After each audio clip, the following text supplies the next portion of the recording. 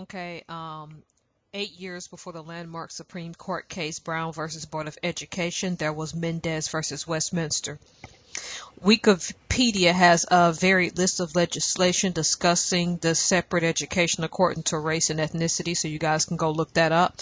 And I'm also going to probably put the link at the bottom of this so that you guys can go look it up. Okay.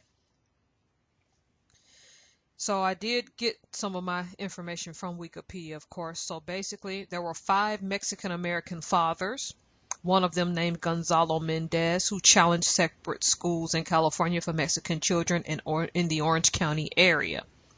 The bill was named after Gonzalo Mendez because he was the only 5 of the fathers with the funding to pay for the lawyer. The case went to the Supreme Court in California, where Judge Paul J. McCormick ruled that the schools to be unconstitutional and that the separation violated the 14th Amendment.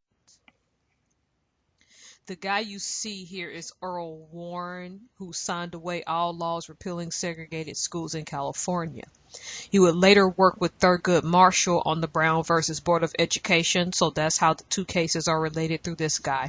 And you see a picture of Gonzalo Mendez with his wife and one of his 3 children, along with a newspaper clipping about the case. So feel free to go look that up, because the reading on that's too small to print, so you won't be able to read it. Barack Obama, least of my favorite people, but anyway, awarded Sylvia Mendez, the daughter of Gonzalo Mendez, the Presidential Medal of Freedom in 2011.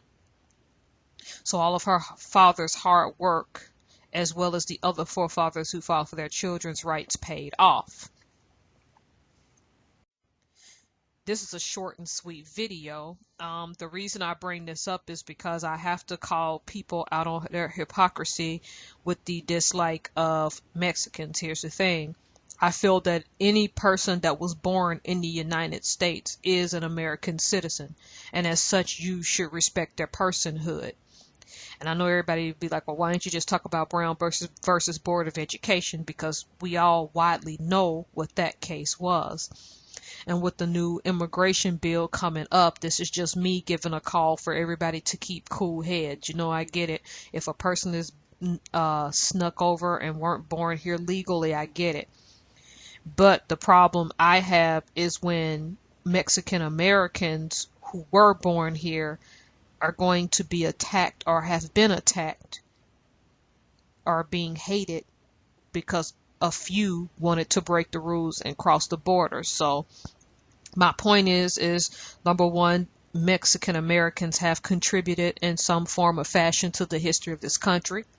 And 2, Mexican Americans are U.S. citizens, and as such, we should start respecting them as such and start questioning our own history and of all peoples of the United States.